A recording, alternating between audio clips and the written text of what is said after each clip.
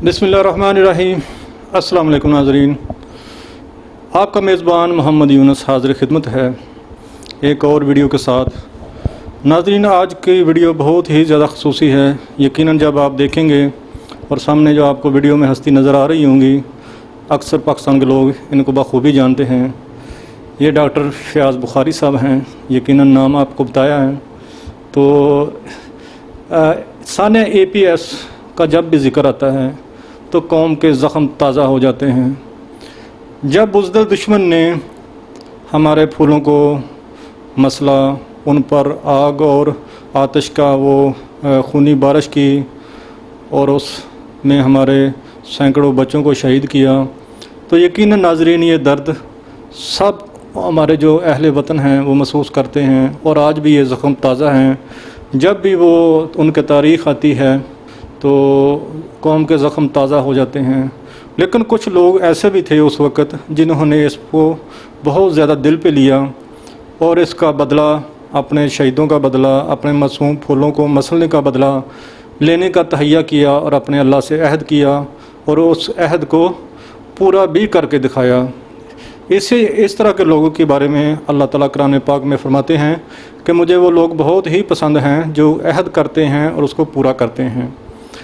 तो ये नाज़रीन, सन APS के बाद जिन्होंने इसको बदला लेने की ठानी, कुछ लोग थे जिनमें से सर फहरिस्त कैप्टन असफद यार बुखारी हैं। शहीद माशाल्लाह हुए बाद में, लेकिन किस तरह उन्होंने दुश्मन से अपना बदला लिया और अपने अहद को किस तरह निभाया, तो आइए आपको ये सारा इंशाअल्लाह उनकी रुदादे शुजात सुनाते हैं। हमारे साथ उनके वालिद मोहतरम डॉक्टर फ़याज़ बुखारी साहब मौजूद हैं, तो बिला तख़ीर उन्हीं की ज़ुबानी हम आपको सुनाएंगे। अस्सलाम वालेकुम डॉक्टर साहब। वालेकुम सलाम। डॉक्टर साहब, असफद यार के हवाले से बताइए कि थोड़ा सा बचपन में बताइए कि वो किस तरह के थे, ताकि आगे जाके उनकी शख्सियत पर हमें वो बेहतरी से अंदाज़ा हो सके। असफद यार बचपन से ही जो है ना बहुत ही बहादुर इंसान था, बचपन से ही। फिर एकेडमिक्स में हमेशा टॉप पे रहा। तो APS में जब वो था तो उसे बहुत ही अच्छा स्टूडेंट गिना जाता था APS का। फिर जब यहाँ से MRF में गया तो उसे वहाँ पे सुपर जीनियस का ख़िताब मिला और उसने थ्रू आउट टॉप किया एकेडमिक्स में। और फिर वो उस कॉलेज में चला गया जहाँ जाना लोगों का ख्वाब होता है, वो है कैडेट का अस्पताल। जब वो अस्पताल में पहुँचा तो आप यकीन करें कि उसने अस्पताल के बहुत सारे रिकॉर्ड तहबाला कर दिए और लोगों ने उसी वक्त ही, जब वो 8th में था, तो पेशन को ही कर दी कि ये कमांडर बनेगा अस्पताल कैडेट कॉलेज का। और फिर साल में वो रिकॉर्ड कोई नहीं बना सका और बाद में भी शायद कोई नहीं बना सका। फिर असफद यार ने वाकई 2 रिकॉर्ड वहाँ ऐसे कायम कर दिए जो टूटने भी मुश्किल है। वो ये है कि एकेडमिक्स उसकी अच्छी थी ही थी, हॉकी में 72 साल तारीख में असफद यार पहला बंदा था जो सिलेक्ट हुआ अंडर 18 पंजाब के कैंप में, वो सिलेक्ट हुआ, पहला बंदा था।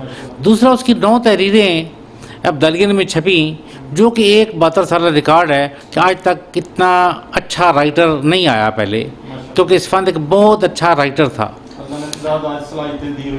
हाँ, तो आप देख लें कि असफद क्या था वहाँ पे, कि वो हॉकी का कप्तान, मैगजीन का एडिटर, अपने विंग फुटबॉल टीम का सेंटर फॉरवर्ड, बास्केटबॉल का बेहतरीन प्लेयर, बैडमिंटन का बेहतरीन प्लेयर, शानदार मुकर्रर, बेहतरीन घुड़सवार। ये मैं गिनता जाऊँ तो ख़त्म ही नहीं होने वाले, इतने उतने एजाज़ात जीते। तो उसका रिज़ल्ट ये निकला कि जब वो 2nd ईयर में था तो उस वक़्त उसे अटक की असम्बली ने फ़ख्र अटक का ख़िताब दे के उसकी तस्वीर लगवा दी इसमें लाइब्रेरी में, कि यार ये एक अल्लाह ताला ने क्या अटक को एक गिफ्ट दे दिया है। और वो दूसरी बात उसमें ये थी कि वो कभी गरूर में नहीं आता, तो वो हमेशा डाउन रहता था। तो हमारे सारों का यही था कि वो डॉक्टर बनेगा, हमारा सारी फैमिली भी डॉक्टर है। असफद यार ने बहुत अच्छे मार्क्स लिए, लेकिन उसने अपने घोड़े का रुख PMA की तरफ कर लिया।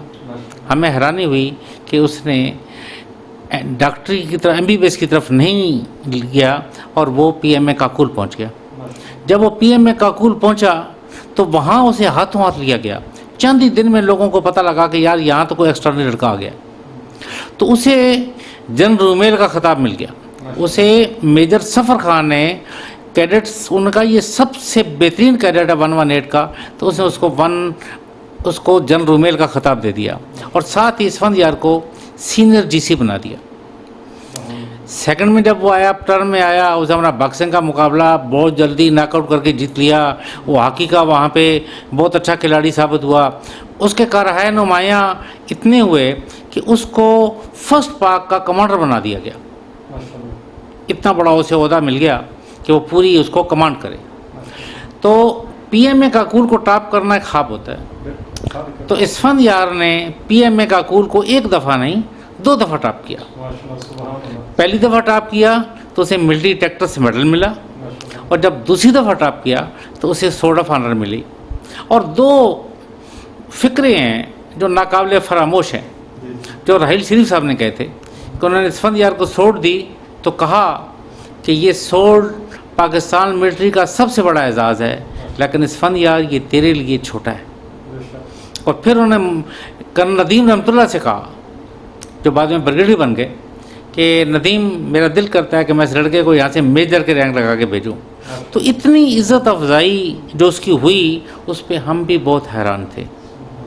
پھر جب وہ گیا کوئٹہ میں تو اس نے ایک عجیبی بات کی کہ اس نے بتایا کہ جی 2009 میں ہمارے بہت سارے بندے شہید ہو گئے سوات میں، تو پتہ ہی نہیں لگا گولی کدھر سے آئی، تو میں آپ کو ایک ایسا آلہ بنا کے دیتا ہوں جو بتائے گا کہ گولی کدھر سے آئی ہے۔ تو ساروں نے کہا کہ تو سائنسدان ہے جو تو بنا کے دے گا؟ اس نے کہا میں بنا کے دوں گا۔ اور پھر اس نے وہ آلہ بنا کے پاکستان آرمی کو دے دیا، جب پاکستان آرمی کے پاس ہے، کہ وہ بتائے گا کہ گولی کدھر سے آئی ہے۔ پھر اس کے بعد اس کی ڈیوٹی وزیرستان میں ہوئی، تو 81 انکاؤنٹر میں اسفندیار گیا، اور سب سے حیران کن بات یہ ہے کہ ہر دفعہ اللہ تعالیٰ نے اس کو فتح دی۔ اس کے 2 انکاؤنٹر تو بہت یادگار ہیں۔ ایک انکاؤنٹر یہ ہے کہ کھڑا منزا کی ایک پہاڑی تھی، وہاں سے گزرنا تھا، ہماری پاکستان آرمی نے دہشت گردوں پہ حملے کے لیے، تو کور چاہیے تھا، تو اسفندیار ہمیشہ آگے ہی ہوتا تھا، تو اس نے کہا جی کہ میں جاؤں گا کور دینے، تو اپنی 11 بندوں کے ساتھ وہ کور دینے پہنچا۔ صبح وہ رات کو نکلا، صبح پہنچ گئے، تو اسفندیار نے وہاں سب سے پہلے اپنے مورچے قائم کیے، جبکہ باقی جوانوں نے کہا کہ سر مورچوں کی ضرورت نہیں ہے، اس لیے کہ ہم نے تو 11-12 بجے واپس چلے جانا ہے۔ اسفندیار نے کہا نہیں، تو مورچے جب بن گئے تو 11 بھی بج گئے، تو ایک سپاہی تھا سلطان، وہ اسفند کا بہت منہ چڑھا تھا، تو اس نے کہا سر آپ نے ہم سے مورچے بنوا لیے، یہ فیصلہ آباد کا لڑکا تھا، اور اب کیا ہے کہ اب وہ 4FF گزر جائے گی تو مورچے یہیں کہ یہیں رہ جائیں گے۔ خیر 4FF نہیں آئی، 12 بجے 12:15 بجے دہشت گرد سامنے آ گئے، تو انہوں نے کہا کہ نیچے آ جاؤ، آپ کو بچانے والا کوئی نہیں۔ یہ واقعہ اسفندیار نے مجھے خود سنایا، اس نے کہا جی کہ ابو میرے تو پاؤں کے نیچے سے زمین نکل گئی کہ یہ کیسے ہو گیا، دہشت گرد ہمیں للکار رہے ہیں۔ ہاں للکار رہے ہیں کہ وہ ہماری فوج کدھر گئی۔ تو فوراً سے جب اپنے کمانڈر سے رابطہ کیا کل سے جات سے، تو انہوں نے کہا کہ پتہ کرتے ہیں۔ پتہ کیا تو معلوم ہوا کہ آج پروگرام پوسٹ پون ہو گیا۔ تو اسفند نے کہا ہم تو یہاں سے نہیں نکل سکتے، ہمیں ہیلی کاپٹر بھیجا جائے۔ تھوڑی دیر بعد پتہ لگا جی ہیلی کاپٹر اویلیبل نہیں ہے۔ تو اسفندیار نے 1 منٹ کی سپیچ کی، وہ ویسے تو بہت بڑا وہ تقریر کرنے والا تھا، مقرر تھا، وہ سپیچ یادگار ہے، سارے کے ساروں بندوں کو ابھی تک یاد ہے۔ اس نے کہا کہ ہر بندے کی خواہش ہے کہ مجھے شہادت ملے، شہادت ملتی نہیں، جس کو ملتی ہے اس کو پتہ نہیں ہوتا کہ مجھے کل شہادت مل جائے گی، اتنا بڑا عظیم رتبہ۔ کہتا ہے لیکن ہم وہ خوش نصیب ہیں جنہیں پتہ لگ چکا ہے کہ ہم شام 4 بجے تک سارے لوگ شہید ہو جائیں گے، اس لیے کہ ہم 75 سے 80 دہشت گرد جو ہمیں گھیرے ہوئے ہیں، ان کا مقابلہ زیادہ دیر نہیں کر سکتے۔ تو وہ نیچے بلا رہے ہیں کہ ہتھیار ڈالیں، تو میں تو یہی کہتا ہوں کہ ہم تو نیچے جانے والا، میں تو نیچے جانے والا ہوں نہیں، اور کسی جانے تو بتائے۔ تو اب یقین کریں کہ 11 کے 11 جوانوں نے کہا کہ سر ہم آپ کے ساتھ ہیں، ہم نیچے نہیں جائیں گے، ہتھیار نہیں پھینکیں گے۔ یہ پاک فوج ہے، اور یہ پاک فوج کے آفیسر ہیں جو فرنٹ سے لیڈ کرتے ہیں۔ تو اس فن نے کہا کہ اوکے، اس نے کہا جی میرا دل یہ کر رہا ہے کہ جب کل پاکستان فوج اس پہاڑی کو فتح کرے